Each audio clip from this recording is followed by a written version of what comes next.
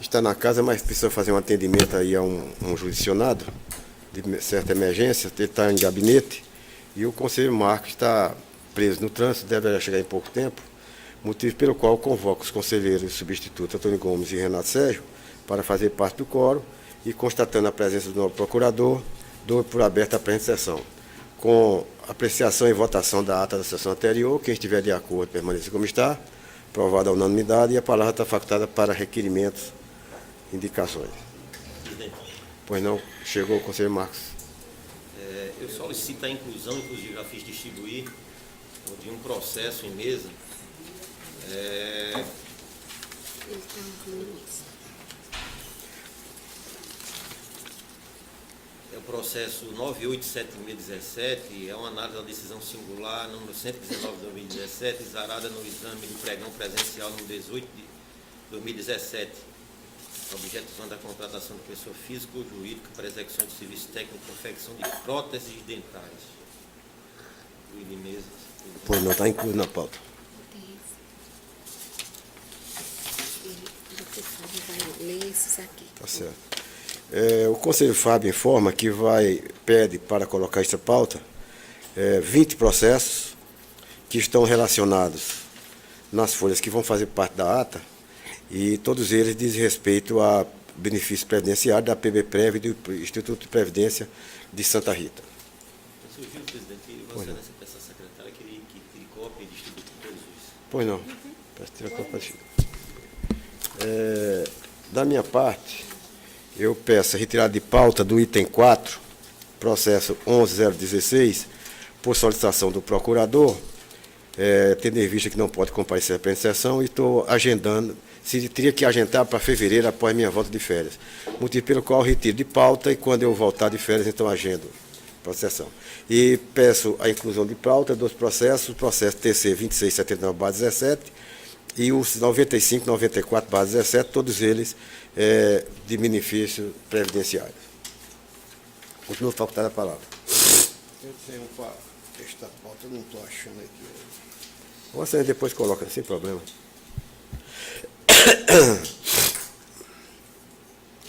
É coisa simples, é só um. Assim sendo, dando início ao pauta de julgamento, tem 2 pedidos de inversão, e o primeiro deles é o do item 115, a cargo do conselheiro Antônio Gomes. A quem passa a palavra. Senhor presidente, senhores conselheiros, doutor procurador, senhor conselheiro substituto, desejando um bom dia a todos, senhor presidente.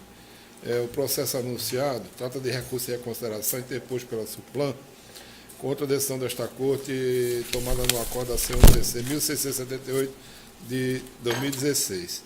Esse acordo julgou irregular o procedimento licitatório número 44 de 2008, portanto já bastante antigo, no qual esta Corte julgou irregular em razão da ausência de documentos que possibilitasse o total esclarecimento do certame, e naquela ocasião entendeu como excedente custo no valor de R$ 56.446,56, aplicou multa ao então gestor da SUPLAN, senhor Vicente de Paula Holanda Matos. Desta feita, apresentaram, através de recurso, intentado pela atual gestora da SUPLAN, e atendendo à resolução RC1-TC 60 de 2016, os documentos então omissos, pelo qual a auditoria entendeu que esse excesso foi devidamente esclarecido, no entanto que ainda falta o termo definitivo de recebimento da obra. A gestora da SUPLAN entende que ainda não foi possível levantar esse documento, e a sugestão do órgão técnico é assinação de prazo. Parecer ministerial da lavra do procurador Macedo Toscano Franca Filho, entendeu pelo não provimento do recurso, mantendo totalmente a decisão preliminar. No entanto, Sua Excelência não teve conhecimento dessas conclusões. Foram 1, 2, 3, 4, 5, 6, 7 documentos apresentados pela doutora Simone, e, conforme o entendimento da órgão técnico, de fato, o único documento faltoso ainda é o termo definitivo de recebimento de obra. É o relatório, senhor presidente, e houve a notificação para a presente sessão. Com isso comprovada, passa para o doutor procurador. Pela assinação de prazo, Excelência. A palavra está facultada. Eu apenas faço o documento que falta numa obra, deve ser uma obra pequena, R$900 mil, deve ser um colégio. É estranho, né? Manter esse processo para entregar aqui um termo de recebimento final da obra, eu acho que uma recomendação aí seria. É nesse sentido. Pois não. Então, Você acha que eu parar para o voto? Voto, se declarei parcialmente cumprida a resolução RC1TC 60/2016. Voto pela manutenção da multa ao anterior gestor, tal como julgou assim o acordo da C1TC 1678 de 2016. Eu assinaria prazos também, novamente, para que esse termo finalmente viesse aos autos. Vou manter esse prazo de 120 dias para que haja finalmente a elaboração do termo de recebimento e, dessa feita, a obrigação para a atual gestora, senhora Simone Cristina Coelho Guimarães. É o voto, senhor presidente. Conselho Mar. É um recurso, É um recurso do anterior mas contra é a da multa. aplicação de multa. A multa foi paga, foi justamente para o porque, gestor Do anterior. ponto de vista do regimento interno, não tem recurso, não cabe recurso para Recurso de quê? recurso de reconsideração. Sim, mas reconsideração do julgamento irregular. Ah, sim. Julgou-se irregular o procedimento. Certo. Eu voto com Vossa Excelência, mas 120 dias é muita coisa, não? É porque, na verdade, falta elaborar esse. Pelo que eu concluí aqui, não foi elaborado ainda o A termo de gente recebimento. mantém a decisão e sem prejuízo De quando? A gente já julgou irregular, Não vou. Tá certo, eu concordo com Vossa Excelência. Como é que é? né? Já mata logo. Não, tô dizendo, já julgou irregular sem prejuízo dela aparecer, trazer a documentação posteriormente, tá? Porque mata o processo aí. já. Matar isso. Eu acho que a gente tem tanta coisa à frente. Uma obra, se fosse. Estiver aqui discutindo sobre a construção do Capitólio, alguma É coisa desse verdade. tipo. Pelo qual é o seguinte. Eu voto pelo atendimento parcial, manter arquivamento. E recomendação que obtenha o documento. Como é que ficou então o voto? Vamos. Você, Provimento parcial, sem multa e recomendando a atual superintendente da Suplan que providencia a documentação faltosa. então estamos todos acordados. Aprovada a unanimidade. A segunda inversão de pauta é o item 3, também com o conselheiro Antônio Gomes de Filho. Esse processo, senhor presidente, inclusive, essa medida cautelar que emiti, ela é anterior àquela decisão da Câmara de centralizar esses processos no gabinete do conselheiro Renato. Mas, de antemão, eu já encaminho esse processo para o conselheiro e que, de fato, houve a emissão de uma medida cautelar suspendendo o processo original do município de Mongaguape, suspendendo os efeitos financeiros do contrato 36 de 2017, firmado entre o município de Mongaguape e o escritório de advocacia Paraguai Ribeiro Coutinho Advogados Associados. E o entendimento foi aquele mantido nesta corte, suspender todos os pagamentos administrativos, todos os procedimentos administrativos em curso ou por vir, destinados a empenho ou pagamento da corrente da avença pactuada. E a citação da senhora Maria Eunice do Nascimento Pessoa, bem como da pessoa jurídica contratada, após a prolatação, acredito, desse decisório de urgência, intimando-os para querendo apresentar defesa no prazo regimental. De fato, seria somente para homologar essa decisão singular. É o relatório. Oi. É a tradição do pleno. Como é que é? Pois não, é porque foi avocado. Pleno todos os processos de respeito à Eles subiram para contratação de advogado para royalties, serão de minha relatoria. Evidentemente, depois disso aí, tem que ser. Aqui é somente a homologação da singular. Você está trazendo processo para homologar uma decisão singular, Ratificação da decisão singular. que foi pela suspensão. Isso, perfeito. Foi o entendimento consolidado. O senhor tem 15 minutos, só se identificar para registrar em ata. Advogado Taiguara Fernandes de Souza, OAB PB 19533, pela parte interessada, Excelência. Excelentíssimo senhor presidente, excelentíssimo senhor relator, excelentíssimos conselheiros, ilustre procurador, Essa cautelar não deve ser referendada por patente inviabilidade processual e material. Em termos processuais, a cautelar está sendo trazida para referendo na terceira sessão subsequente à sua emissão. O regimento interno, no artigo 87, inciso 10º, diz que a cautelar tem que ser trazida a referendo até a segunda sessão ordinária. A cautelar foi emitida no dia 10 de novembro, a primeira sessão ordinária posterior é do dia 16 de novembro, a segunda sessão ordinária posterior é do dia 7 de dezembro. Ela está sendo trazida na terceira sessão. Então, já se esgotou o prazo regimental. Um referendo dessa cautelar, portanto, viola o devido processo legal e regimental. Em segundo lugar, há também uma violação do prazo de antecedência mínima para a intimação da sessão. O agendamento para a sessão ocorreu no dia 11/12, portanto, há apenas 3 dias. O artigo 100, caput do regimento, impõe que a antecedência mínima seja de 8 dias. Logo, também aí há uma violação do devido processo legal e regimental. Em terceiro lugar, os motivos dessa cautelar são insubsistentes em face do que já foi discutido nessa Câmara, porque as razões escritas da cautelar, ou seja, o fundamento da decisão, se baseia apenas na imputação de que não existe singularidade na matéria e que o nosso escritório não é especialista na matéria de direito do petróleo e royalties. Esse tema, à luz das últimas sessões de julgamento das cautelares relacionadas aos nossos contratos, já foi, inclusive, superado. Eu relembro que na última sessão, inclusive, até o conselheiro Renato Sérgio, ele reconheceu a singularidade da matéria e também a evidente especialização do nosso escritório, e esse foi o termo utilizado. Portanto, as razões escritas da cautelar não são subsistentes, e são apenas essas duas razões apontadas: a ausência de singularidade, a ausência de notória especialização, que a Câmara já superou. Em quarto lugar, eu ressalto que no processo conexo, esse aí é apenas um pedido de medida cautelar do Ministério Público.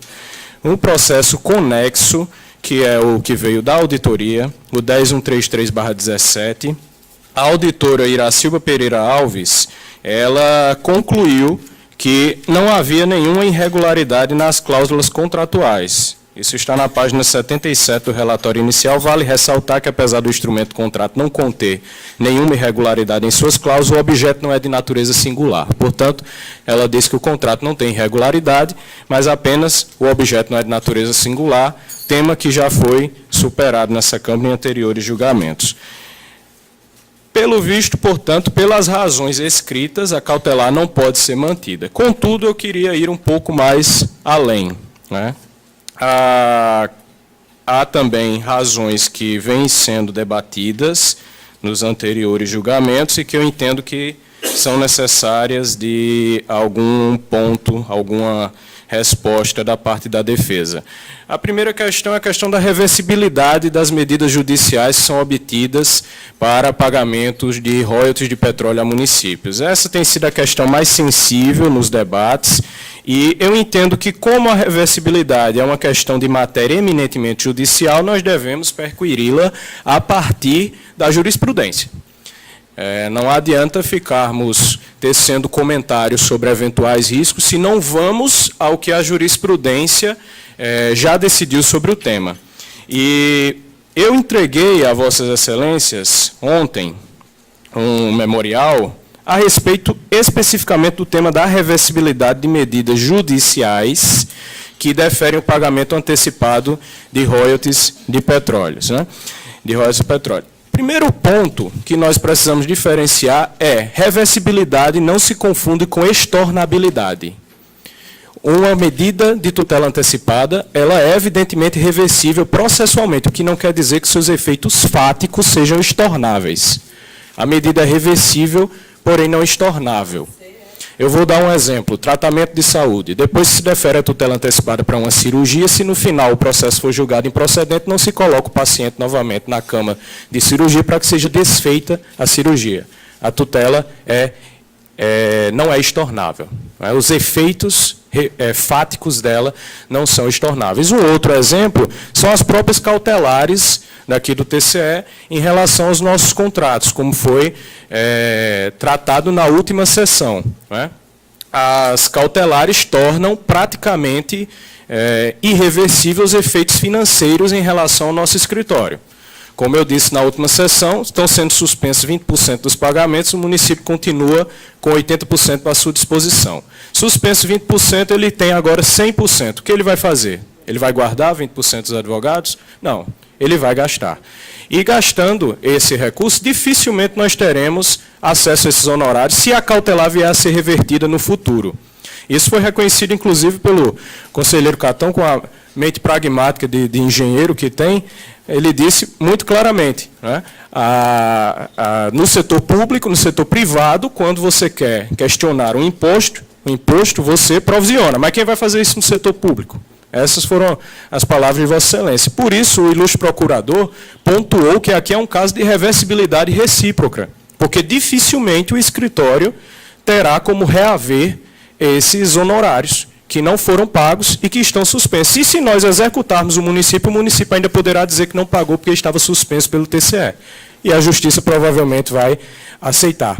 Então, aqui, nesse tribunal mesmo, nós estamos tendo um exemplo de medida cautelar que é reversível, ou seja, o tribunal pode concluir depois que ela deve ser revogada, mas os efeitos financeiros dela não são estornáveis. O escritório dificilmente terá como recuperar esses honorários que estão suspensos. Esse é o caso dos royalties de petróleo. Né? E isso eu não estou falando aqui com posicionamento pessoal, nem entendimentos meus. Eu estou trazendo aqui a jurisprudência do STJ. O recurso especial 1589853 do Rio Grande do Norte, município de Pendências, eu entreguei a Vossa Excelência em memorial, diz o seguinte: a particularidade dos autos era um pleito de devolução de royalties à ANP.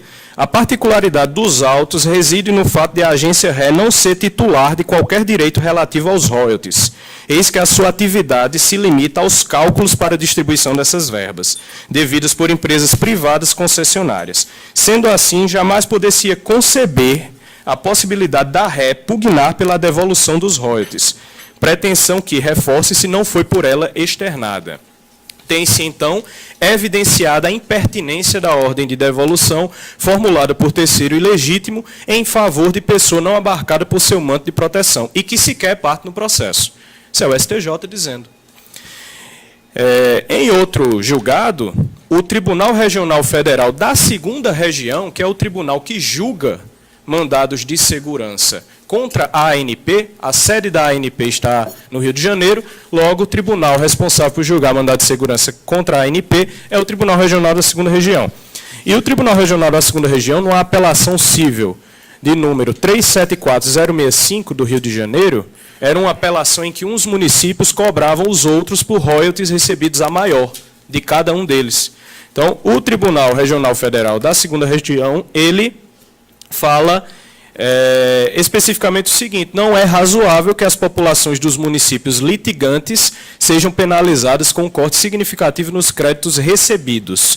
Embora os municípios tenham recebido os royalties em percentual diverso do que determina a portaria número 29/2002, agiram todos de boa fé, posto que não compartilharam da formulação do critério de repasse da verba, o qual foi revisto pela ANP. Circunstância esta que impõe que não haja descontos para fins de restituição. Esse julgado subiu ao STJ através do agravo de instrumento número 1215.890 do Rio de Janeiro. Ministro Arnaldo Esteves Lima manteve o julgado, salientando exatamente isso: embora os municípios tenham recebido royalties, agiram todos de boa fé, circunstância que impõe que não haja desconto para fins de restituição, e os embargos de declaração opostos contra essa decisão foram rejeitados. Isso está no memorial que entreguei a Vossas Excelências. Portanto, eu entendo que, se a última questão pendente, como foi pontuado pelo conselheiro Fábio Túlio, não está presente aqui, mas na última sessão o conselheiro Fábio disse: para mim, a única questão pendente ainda é a reversibilidade da medida. Se essa é a última questão pendente, então está aqui a resposta, que é jurídica, não é posicionamento pessoal, é jurisprudência do STJ, do TRF2. Isso responde, por fim, a essa dúvida em relação à reversibilidade. Indo ainda mais além, ainda que os efeitos fossem reversíveis, ainda que os efeitos, eu estou diferenciando, não há medida judicial. Tutela antecipada sempre é reversível, ela pode ser revogada, mas os efeitos, ainda que os efeitos fossem reversíveis, os honorários eram devidos. Isso foi dito na sessão passada pelo conselheiro Renato Sérgio. Se a tutela for revogada no final, os honorários não eram devidos. Então, nós vamos mais além. O recurso especial número 1523968 do Rio Grande do Sul, esse recurso especial pontua que honorários advocatícios, verba honorária, deve incidir sobre a totalidade do proveito econômico, sentença que excluiu a quantia levantada a título de tutela antecipada da base do cálculo dos honorários advocatícios. E o ministro Marco Aurélio Belize, ele aponta exatamente o seguinte, que na tutela antecipada tem-se um adiantamento daquilo que o autor ia alcançar apenas ao final do processo, e não uma disposição legal visando, de um lado, conceder ao autor aquilo que é seu por direito e de outro, puni-lo por ter aceito desde logo que lhe pertence. Ora, seria exatamente isto o que estaríamos fazendo se impedíssemos que os honorários incidissem sobre a cifra levantada antecipadamente. Faríamos que o postulante pagasse o preço, literalmente, por não ter esperado o fim do processo para receber o seu crédito. Sendo assim, encerro o meu voto convicto de que os honorários advocatícios devem recair sobre todo o proveito financeiro auferido pela recorrente ação de cobrança que foi compelida a ajuizar. Honorários advocatícios são devidos, segundo o STJ, em sede de tutela antecipada. Vou ainda mais além. E se a tutela for revogada? O Superior Tribunal de Justiça tem um recurso especial discutindo exatamente o caso. Recurso especial 1024-157 de São Paulo. Ministro Francisco Falcão, relator, em que se discutiu uma medida cautelar que foi posteriormente revogada e extinto o processo. Extinto o processo principal. Se discutia aqui se os honorários eram devidos em face daquela cautelar que foi posteriormente revogada. E o STJ chegou à seguinte conclusão. Quanto aos honorários, é o item 2 do acordo, quanto aos honorários, esta egrégia corte tem um entendimento no sentido de que ações cautelares, por sua natureza autônoma e contenciosa, submete-se aos princípios da sucumbência e da causalidade, bem como entende que honorários são devidos quando extinto o processo ante a perda superveniente do objeto. Quer dizer, nós temos aqui a seguinte situação. A primeira questão que era colocada, reversibilidade. Respondi, com argumentos estritamente jurídicos, posicionamento jurisprudencial do STJ e do TRF2. Segunda questão, ainda que a medida fosse reversível, ainda que os efeitos da medida fossem reversíveis, haveria necessidade, os advogados têm direito aos honorários? Segundo o STJ, sim, porque houve serviço efetivamente prestado. E isso até em caso de cautelar posteriormente revogado, é o que está aqui nesse último RESP, o 1024-157 de São Paulo. Portanto, excelências, eu trouxe esses pontos para pontuar que, de um lado, essa cautelar não pode ser mantida por defeito regimental, né? Ela está sendo trazida, como eu disse, na terceira sessão ordinária subsequente. A decisão é do dia 10/11, e houve já 2 sessões, está sendo trazida na terceira. Houve desobediência do prazo de agendamento da sessão, ela foi agendada há 3 dias, o artigo 100 do regimento impõe que seja agendada com 8 dias de antecedência mínima. Os motivos dela são singularidade, notória e especialização, que já foram superados aqui, portanto, as razões escritas não conseguem subsistir. Se a Câmara mantiver por razões não escritas, então isso será um defeito, uma violação do artigo 93 da Constituição, o dever de fundamentar as decisões. As razões escritas não se fundamentam, já foram superadas. A própria auditora, no processo 10.133, concluiu que não possui irregularidade nas cláusulas contratuais. A questão da reversibilidade. A medida judicial é reversível, mas os efeitos não são estornáveis. Exatamente como ocorrem com as cautelares aqui que suspendem os honorários. Dificilmente nós conseguiremos, posteriormente, reaver esses honorários. Inclusive se a cautelar for revogada. Então, a cautelar pode ser revogada, os efeitos financeiros são irreversíveis. E, em último lugar, ainda que fosse reversível, o STJ entende que são devidos honorários em sede de tutela antecipada, inclusive se o processo depois for julgado improcedente e extinta a ação principal. Portanto, com base nesses fundamentos, a defesa requer dessa Câmara que a cautelar aqui emitida e discutida não seja referendada. Há defeitos processuais e há inviabilidade material no seu referendo. É o que se requer, Excelência. Agradecendo a participação de Vossa Excelência, eu acho que está colocado uma preliminar. A defesa alega a violação do prazo regimental, tendo em vista que a terceira sessão da data da emissão da cautelar aponta algum problema na notificação. E acho que a primeira coisa tem que vencer esse ponto. Eu gostaria de ouvir o relator sobre esses dois pontos. Em relação à notificação, secretário, ela foi sanada até pela presença dos interessados. Quanto à falha, houve uma falha de fato, porque não se sabia ao certo se a matéria já estava na alçada do Tribunal Pleno ou se permanecia vinculada a esta primeira Câmara. Como a medida cautelar já havia sido emitida e a emitir na condição de membro da Câmara, foi nesse sentido que a trouxe para a homologação. Mas, de fato, aconteceu essa pequena confusão. Não se sabia ainda se a matéria já estava centralizada nas competências do Tribunal Pleno. E, assim, entendo que essa é uma falha absolutamente suprível pela manifestação individual de cada um dos conselheiros presentes à sessão. Pois não. Conselheiro Fábio, quer se pronunciar?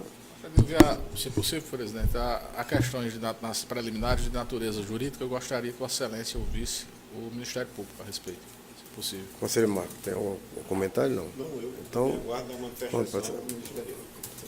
Eu queria fazer um comentário. Pois não. A respeito de dois aspectos. O que diz respeito a esse agendamento para a sessão, esse agendamento para a sessão que é estabelecido no artigo 100, é onde existe a notificação para a sessão. É feita a intimação no diário oficial para comparecimento da sessão. Em sede de cautelar, embarque de declaração, outros processos que tramitam no tribunal, não existe essa intimação no diário oficial para comparecimento da sessão. Inclusive, foi dito aqui, é facultada de palavra ao advogado, mas, no meu sentir, como em embarque de declaração, não cabe nem sustentação oral. Não caberia nem sustentação oral. Eu já disse na primeira sessão. E o que diz respeito a essa questão do referendo, se assim fosse uma irregularidade, o ministro Luiz Fux teria cometido uma das maiores irregularidades, porque a cautelar que ele concedeu para a manutenção do auxílio moradia para o juiz já faz mais de 2 anos que não foi referendado pelo Supremo Tribunal Federal. Só tem esse caso, não, inúmeros casos. Vamos ouvir o Ministério Público. Os prazos para o juiz não são peremptórios, não são imperativos. Em relação às irregularidades formais, eu entendo que elas podem ser superadas, né? O processo deveria ser pautado, a cautelar deveria vir a referendo na segunda sessão, veio na terceira, mas a norma não estabelece como consequência uma revogação automática da cautelar. Então, o posicionamento é nesse mesmo sentido, até porque se permanecem os fundamentos para a expedição da cautelar, nada impediria que o conselheiro relator expedisse uma nova. Então, não há nada expresso, né? Há só a recomendação de trazer para a segunda sessão, mas não há um efeito automático revocatório. Então, entendo que estão superadas todas as preliminares formais citadas. E quanto ao agendamento para a sessão, também a presença supre. Entretanto, caso o causídico que entenda que, como restou diminuído seu prazo para a defesa e para elaborar a sustentação oral, já que a intimação foi feita de forma mais recente, nada impede que o tema seja pautado para a sessão seguinte, mas com manutenção da cautelar, porque a falha é formal e não interfere no conteúdo da cautelar. Então, sobre as preliminares, é a manifestação e vou aguardar para manifestar sobre o mérito após a discussão do colegiado. Pois não. Conselheiro Fábio, você quer se pronunciar? Vai votar agora? Não, sobre a Ele preliminar. vai iniciar a votação sobre a preliminar? Pois não, presidente. Vejam os senhores como... estamos diante de com todas as vênias, de uma filigrana regimental, porque comumente há sempre por parte, não só deste caso, mas de todos os em sede de cautelar, o pedido para que se agilize a apreciação. Então, no momento em que se agenda, agora se contesta o fato de que não houve o lapso temporal suficiente. É uma questão extremamente superada, a presença do próprio advogado supera essa questão. Agora, eu, se fosse relator, eu adiaria. Tem da defesa? Mantenha a cautelar e notifique e cumpra o prazo. Não existe notificação. Mas a defesa não está requerendo? Vossa Excelência não está percebendo. Vossa Excelência não está percebendo que eu estou... Estou entendendo. Não vamos atender? Mas aí vai abrir precedente para que se faça intimação de Tudo bem, mas a defesa... Eu acho que o efeito é reverso, contra a parte. Mas se está arguindo uma questão de nulidade em função disso, eu, se fosse relator, não tinha problema. A Excelência não está percebendo. Mas não tem. Não há Mas, previsão. enfim, acompanho o parecer ministerial. Entendo que não há que se falar em nulidade processual em função dessa eventual ausência de prazo. Não há, como o conselheiro Renato Sérgio estabeleceu de forma irretocável, as notificações que exigem um prazo de 8 dias para sessões são em sede de outros processos, não em sede de cautelar nem de agravo, por exemplo. Então é uma questão superada e é superada na medida em que a parte se faz presente. A outra questão era o quê, presidente? Vício na notificação e violação do prazo regimental, o prazo É suprido. Agora outra coisa, para além de todos esses aspectos, o tribunal pleno, através de uma resolução, foi isso, decidiu avocar todas essas matérias. Não houve a formalização da decisão. Tem a ata. Tem a ata. Está na ata, está formalizado na ata. Uma questão superada e a própria defesa em sede memorial requer, ao final, que seja avocado para o pleno. Então é uma questão, no meu entendimento, salvo melhor juízo, superada. Essa questão Mas a defesa... Deve avocar por todos os processos com o pleno. E todos os processos que tratam de royalties, contratação de advogado para royalties, serão a mim distribuídos. Sim, não é isso que eu estou dizendo? Se eu digo, mas não tá, os processos não são avocados por pleno. Então ficam na Câmara. Vão continuar na própria Câmara? Sim. Então, mas serão redistribuídos para Vossa Excelência, inclusive esse. Sim, depois do referendo dele. Conselheiro Marcos. Então, Eu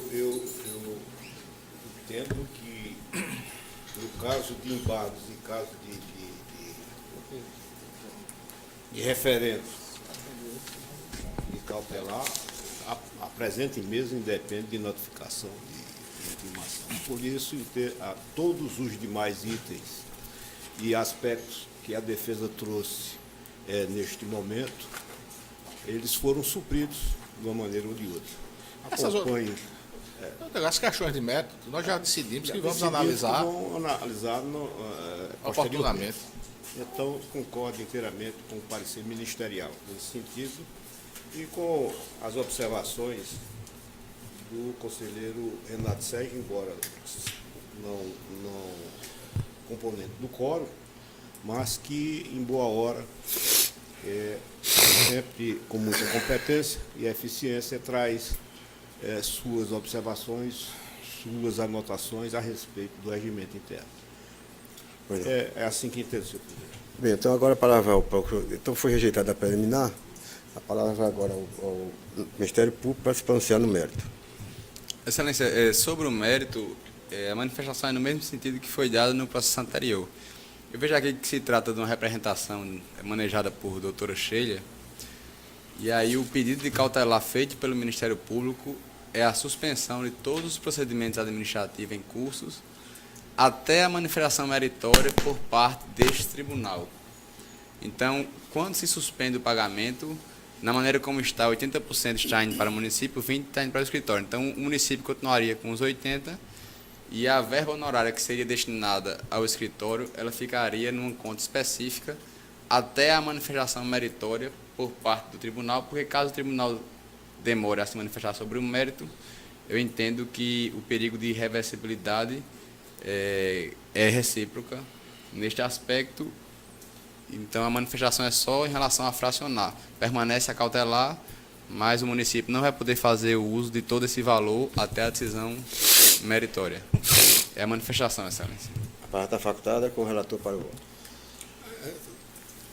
Seja homologada a decisão singular, conforme o entendimento já disposado por essa Igreja Câmara. Conselheiro Fábio Túlio. E depois se remeta-se então ao conselheiro, Isso, perfeitamente, conforme decisão do Tribunal Pleno. com a remessa ao conselheiro Renato Sérgio Eu sugeriria que na própria decisão ficasse, constasse, né? Caminhando o processo. É isso que eu estou sugerindo aqui. Exatamente. Não é? Se caminha o conselheiro Renato Sérgio, que dará a celeridade que o caso requer, Sim. conforme, Então, conforme já discutimos, para que o, enfim, Conselheiro Marco Costa. Eu acompanho o relator, senhor presidente. Também acompanha o relator, assim sendo, fica mantida a cautelar e o processo vai, por decisão plenária, para a relatoria do conselheiro Renato Sérgio. Alguma dúvida? Não, Excelência, obrigado. Agradeço a Só uma participação. questão dessa, Pois não. Só queria fazer um comentário sobre essa questão.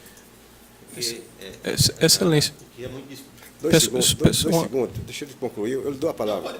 Não, é só uma dúvida, perdão pela extemporaneidade da dúvida. O número da resolução do Pleno, nós queríamos, se fosse possível, Tem a ata. a decisão que determinou, eu queria saber só o número para que nós pudéssemos consultar. Deve ter sido da sessão, uma ou duas sessões atrás. requerer a secretaria do pleno.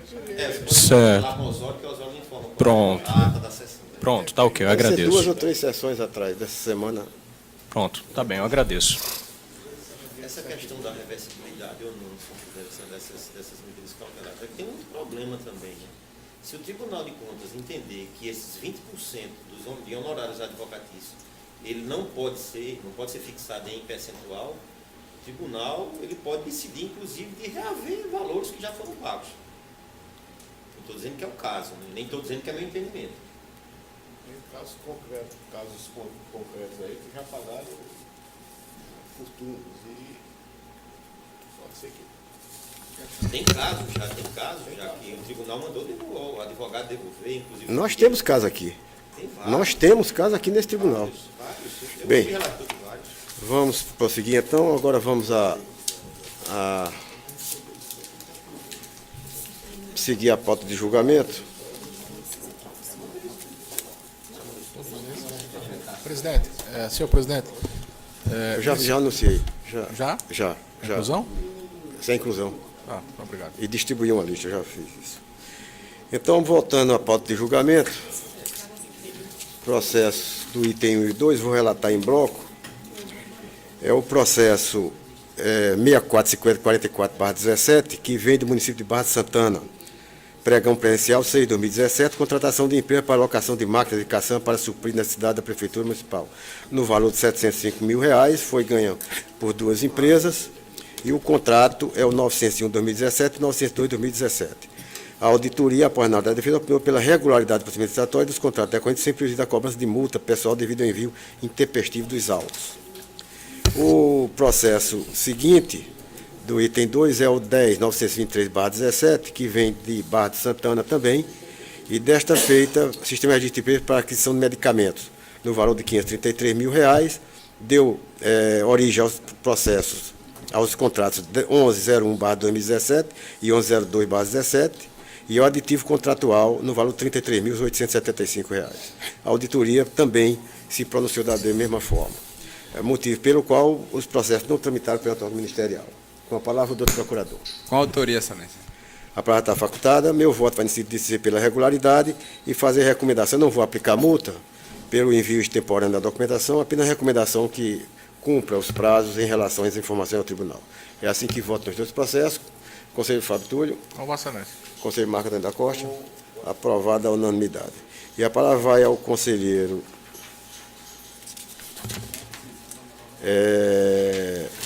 Fábio Túlio, para, na classe de denúncias, o processo do item 5, o 132427, 13247, barra de cá.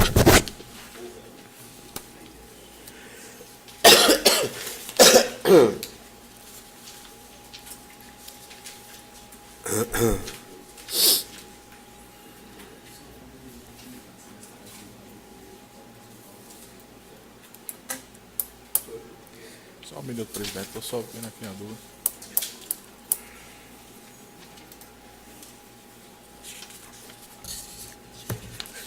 O processo oriundo da Prefeitura Municipal de Sapé trata-se de uma denúncia em face de concurso público.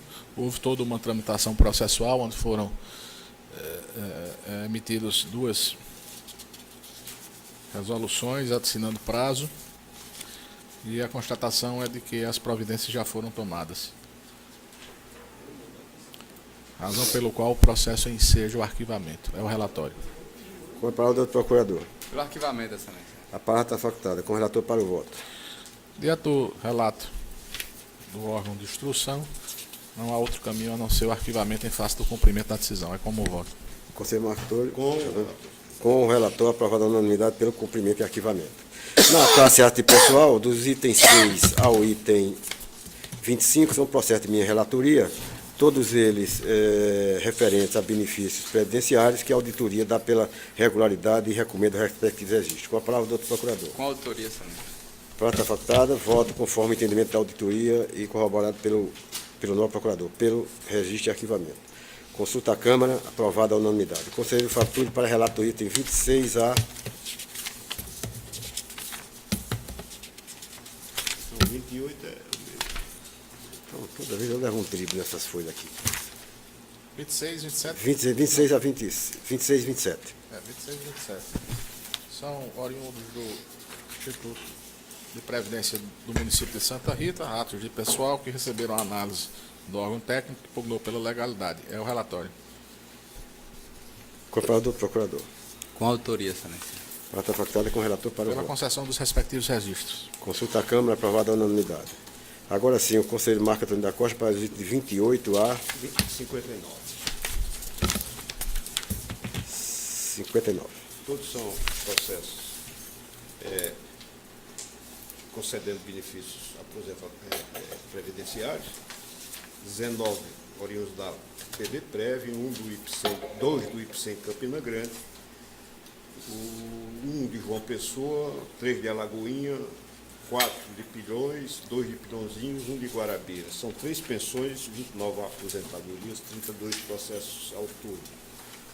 Exceto pelos itens 42, 43 e 44, e a necessidade da assinação de prazo para complementação da instrução, em todos os demais, a auditoria se posicionou pela regularidade dos atos e regularidade dos proventos e legalidade dos atos aposentatórios e de pensões.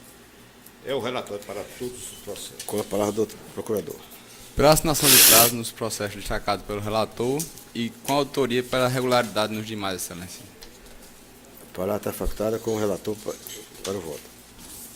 Resiste arquivamento em todos os processos, exceto nos 42, 43 e 44, assinalados na pauta, pela assinação do prazo de 60 dias para complementação da instrução.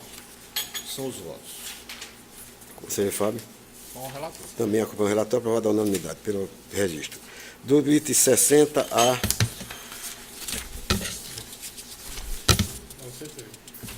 60 a 91, conselheiro Antônio Gomes. Senhor presidente, senhores conselheiros, procuradores, senhores executivos, a meu caso, senhor presidente, os processos anunciados são oriundos dos Institutos de Previdência e Servidores do município de Mari, Nova Palmeira, Soledade, João Pessoa, Juazeirinho, Lagoa Seca, encerrando com PB-Prev. E no entendimento do órgão técnico estão todos regulares e devem ser registrados. É o relatório. Com a palavra do procurador. Com autoria, excelência. A palavra está facultada com o relator para o voto. Registro, concessão de registro e arquivamento dos autos. Consulta à Câmara, aprovada à unanimidade. Conselheiro Renato Sérgio para os itens 92 a 114. Na Igreja Câmara, não dei bom dia, mas bom dia a todos. O processo do item 1561, o primeiro processo da minha relatoria, ele existe a perda superveniente de objeto diante da aposentadoria e da formalização de processo específico para análise da pensão.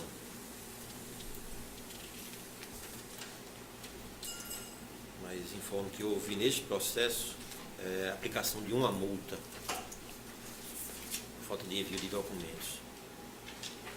O processo do item seguinte, inclusive com notificação, é a verificação de cumprimento de um acordo em uma aposentadoria, depois de ser aplicada a multa e depois de passado um longo lapso temporal, essa decisão foi cumprida. Os processos dos itens 94 a 100 e 104 eles estão regulares após defesa. Dos itens 101 e 103 e 105 a 114 estão regulares no relatório inicial. É o relatório, senhor presidente. Com a palavra do doutor procurador. Com autoria em todos eles, excelência. A palavra está facultada com o relator para o voto. O primeiro processo extinguiu o feito sem julgamento do mérito, determinando a anexação dessa decisão ao processo de pensão, remeter os autos à corregedoria para acompanhar a cobrança da penalidade imposta.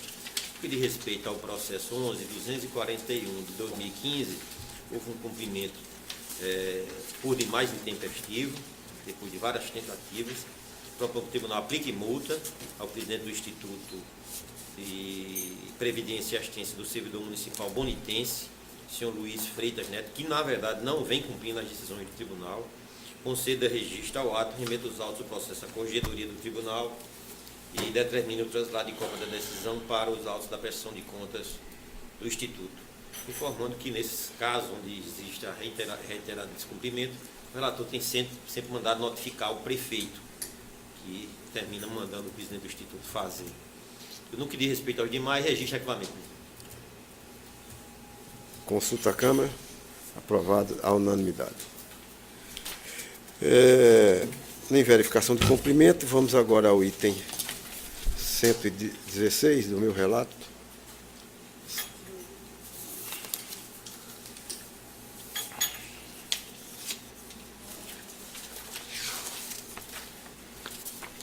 É o processo 07.888/17, da denúncia formulada pelo senhor Gilson Carlos Gouveia da Silva, tratando de possíveis irregularidades do edital de pregão presencial 3/2017, registro de pessoal da Prefeitura Municipal de Massaranduba, objetivando a contratação de empresa específica para aquisição de insumos na construção civil, tendo como referência a SINAP, um valor estimado de R$515 mil. Considerando que a irregularidade constatada no relatório inicial constantes do processo não se refere a exigências constantes do edital, que no entendimento técnico não encontravam respaldo na legislação pertinente, as matérias poderiam comprometer a lisura do procedimento licitatório em questão, bem como o perigo da demora nas medidas da correção poderiam ocasionar dano horário. Com base no artigo 195 do Regimento Interno, o relator emitiu decisão singular a 33 de 2017, publicada em 11 de 5 de 2017.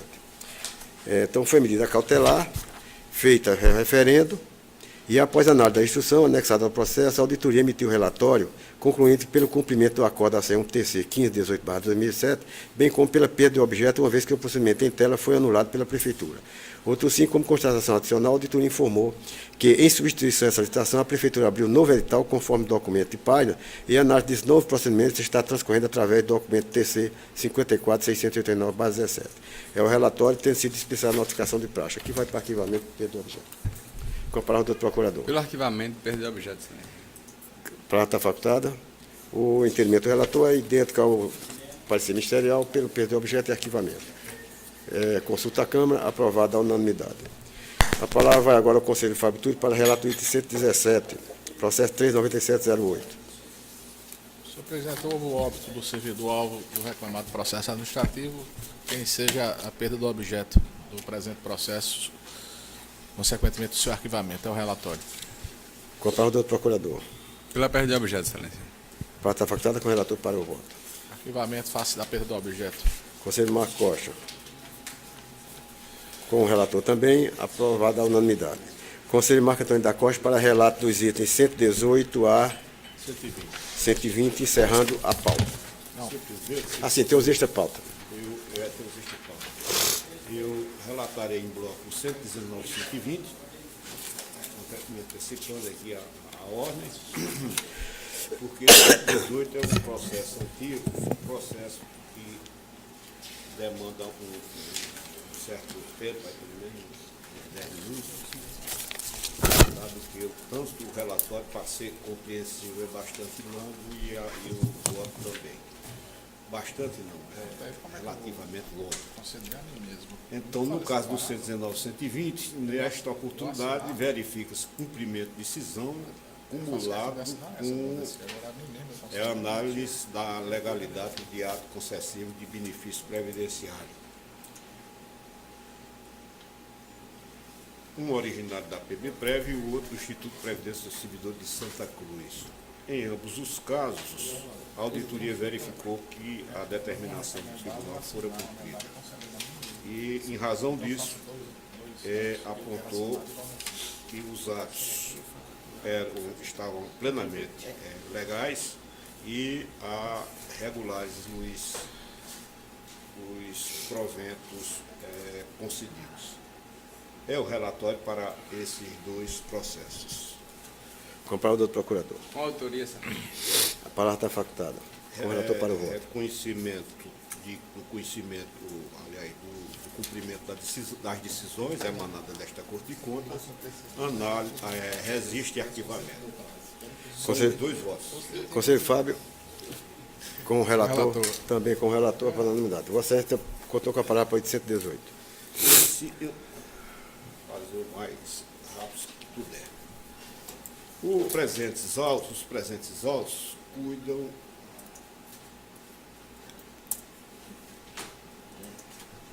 de exame da legalidade de atos de admissão pessoal decorrente de concurso público promovido pela Prefeitura Municipal de Baraúna, homologado em 13 de julho de 97 pelo então prefeito municipal, senhor Severino Pereira Gomes. Na sessão de 9 de setembro de 99, a primeira Câmara desta Corte de Contas arou o acordo AC1TC 1933 de 99, segundo se entende, nos seguintes termos: negar validade ao concurso público realizado pela administração do município de Baraúna e regulares as contratações de que dá notícia o processo 25.149. Assinar prazo de 120 dias, a contar da data da publicação do presente acordo, a fim de que o prefeito do citado município adotasse as providências necessárias ao exato cumprimento da lei. E aponta como providência o desfazimento dos atos de nomeação, realização de novo concurso público.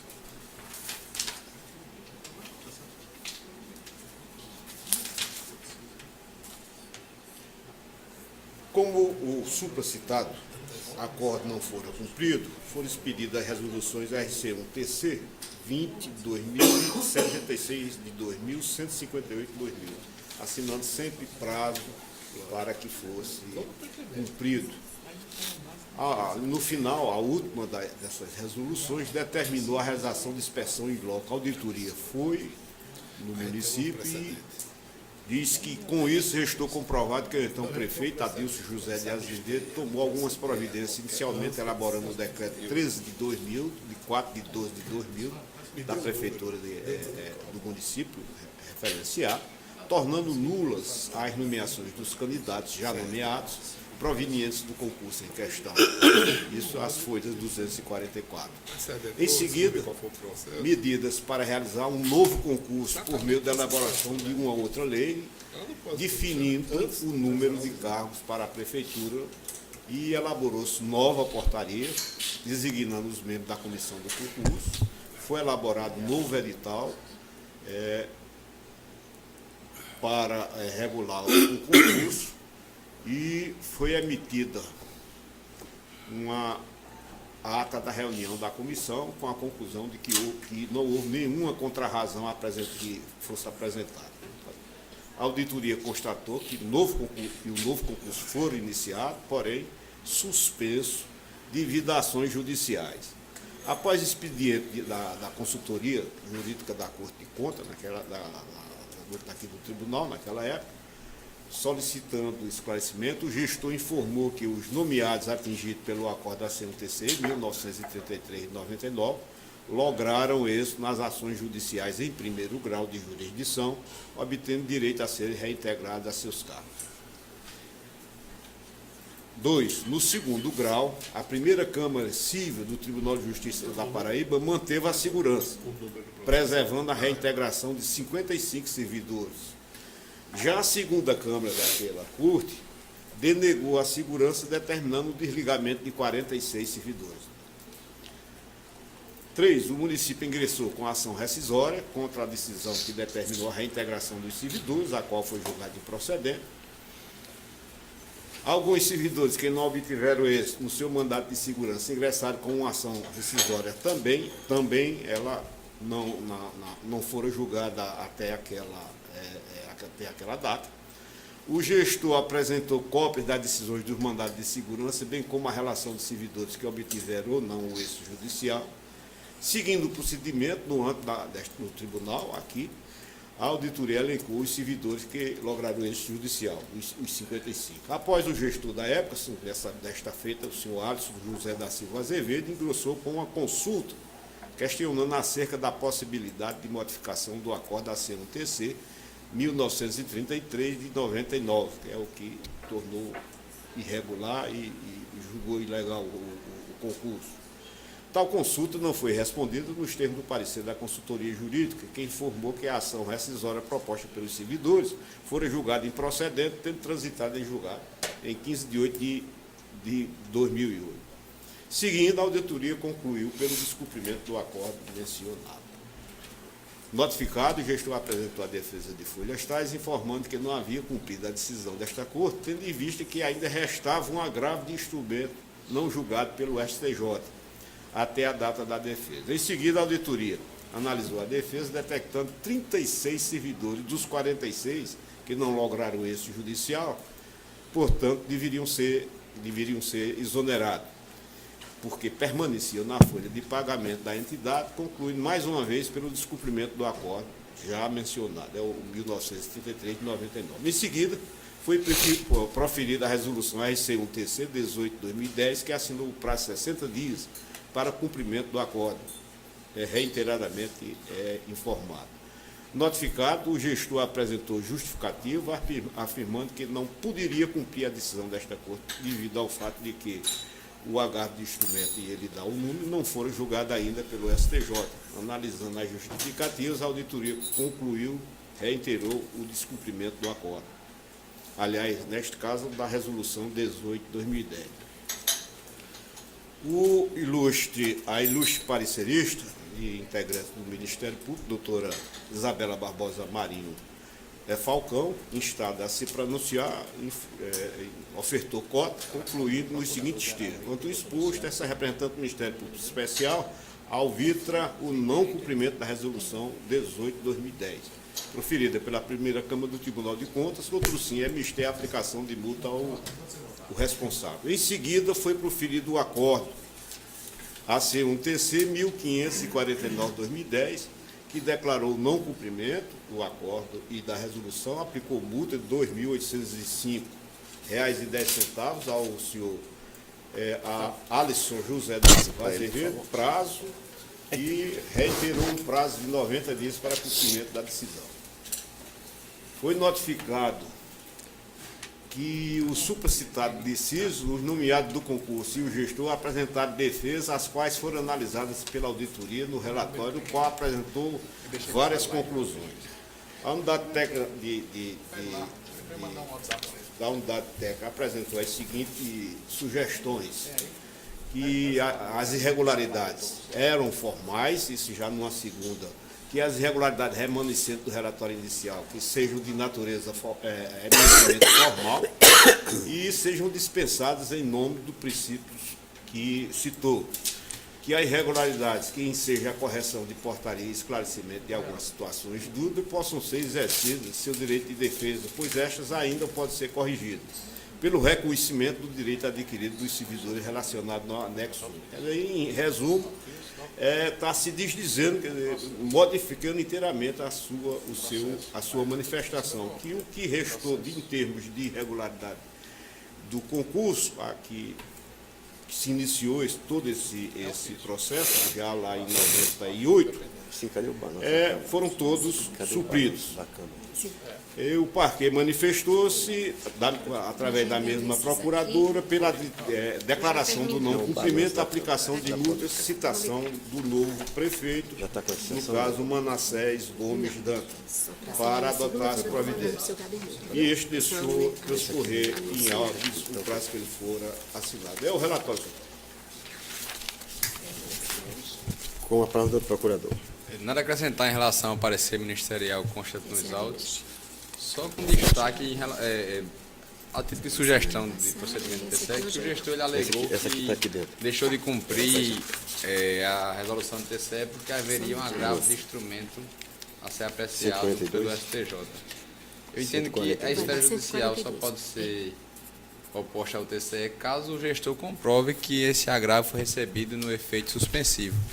Mas não sendo, o recurso tem apenas efeito devolutivo, então tem que se dar cumprimento imediato à resolução da Corte. É a manifestação, excelência. A palavra está facultada com o relator para o voto. O voto eu vou tentar resumir o máximo aqui. Sim, avisando o senhor que a última sessão do ano não tem Que acompanha. distribuição. Vossa Excelência tem fé de ofício. Então, Com o relator. eu concluo, discordo do Ministério Público, bom a antecipação de Vossa Excelência,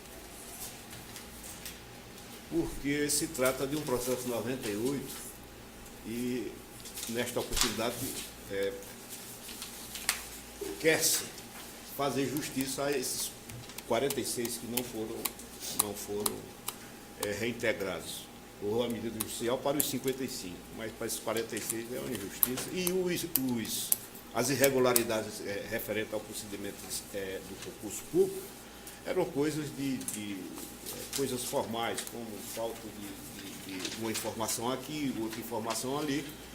E concordo com a auditoria, foi a própria auditoria que justificou e apresentou as suas a sugestão para que assim procedesse o relator, que se conceda registro aos autos de nomeação dos 56 candidatos que obtiverem judicialmente o direito à reintegração no cargo, para os quais foram nomeados, elencados pela auditoria as folhas 555 a 557, considerar prejudicado o cumprimento do acordo da C1TC 1549-2010, declarar a estabilização dos efeitos dos atos de nomeação dos 46 servidores que não lograram êxito com suas ações judiciais, excepcionalmente, em homenagem aos princípios da segurança jurídica e da proteção à confiança, mantendo o pagamento do benefício.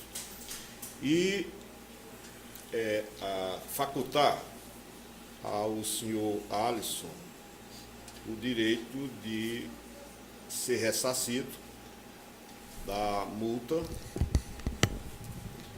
que ele pagou de 2.805, aquela multa que lhe foi cobrada pelo não cumprimento da decisão do tribunal, porque realmente não havia esta possibilidade. É o voto, senhor presidente. Conselheiro Fábio. Excepcionalmente, não é? Está registrado. Também com o relator de forma excepcional, aprovado a unanimidade. Vamos agora às listas de pauta. E aqui Eu passo. vai embora mais um de 98. O processo 98, de questão de pessoal, tem outro julgamento a se fazer. Não, mas Então, esta pauta, conselheiro Fábio. São 20 Tem um- processos, senhor Pois presidente, não. que tratam de aposentadorias, dois institutos, PBPrev e o Instituto de Santa Rita. Todos receberam a análise técnica, tendo aquele órgão pugnado pela regularidade, devendo, pois, receber os respectivos registros. São os relatórios. Com a palavra do procurador. Com autoria, excelência. A palavra está facultada com o relator para o voto. Concessão dos registros, senhor presidente. Consulta a Câmara, aprovada a unanimidade. Os meus dois processos desta pauta é o processo 2679/17 e o 9594/17. Todos eles, os dois são de benefícios previdenciários que a auditoria recomenda ao competente registro. Aguarda, assim, o pronunciamento do órgão ministerial. Com autoria, excelência. Está faltando a palavra, voto conforme o entendimento da autoria do novo procurador. pelo registro de arquivamento.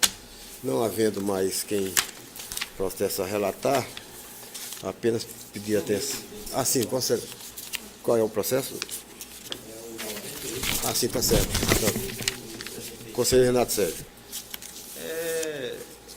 Essa Câmara tinha, o relator tinha dado uma cautelar, suspendendo o procedimento, e em seguida a Câmara referendou. O procedimento licitatório foi uma denúncia feita pela empresa Flax Serviços Protéticos da Paraíba Limitada, que o procedimento era restritivo, o edital era restritivo, foi referendado a decisão, mas em seguida o gestor ele veio aos autos informando que o procedimento licitatório, pregão presencial 18 de 2017, ele foi revogado. O relator editou uma decisão singular, revogando a decisão anterior e traz a referendo. É o relatório, presidente. Pois não. Com a palavra do procurador. Pela perda de objeto, excelência. O próprio gestor já tinha revogado, não é isso? Ele revogou o procedimento. Ele revogou o Perda procedimento. de objeto. Em revogação da cautelar. A palavra está facultada com o relator para o voto. É que o tribunal referende a decisão singular do relator, que revogou as determinações da decisão singular, foi referendada, encaminhamento, cópia da deliberação monocrática ao denunciante e ao denunciado, e anexação desta decisão ao PAG. Pois não, conselheiro Fábio. Com o relator. Também acompanhamento do relator, aprovado à unanimidade. Vossa Excelência tem? Está bem. Então, vamos lá. Já estão todos computados. Ele não anotou. Já estão todos Tem computados. distribuição? Não vai ter Estou distribuição. terminando agora, só faltam 4 processos de doutor Não, mas para se- agendar. Estou agendando. Ah, quantos processos são? E o de doutor? Espera aí, eu quero saber a quantidade só. Pois não, conselheiro Marco. Não, o meu não chegou a informação. que Não. eu- Foi Eu então? quero o número para eu poder Tá bom. agendar. Ah, não, mas Não vai agendar, não. Não vou. Vai, né? Bem, então, sem contar esses processos, até os processos dessa sessão ainda tem mais um incremento, nós chegamos a um total de 3.024 processos. Esse número vai ser atualizado, deve chegar a uns 3.040, 3.050 processos durante o ano. Aqui tem a tabela de produção durante todo o período. A maioria dos processos, evidentemente, são atos de pessoal e há um equilíbrio em relação ao relato de todos os conselheiros.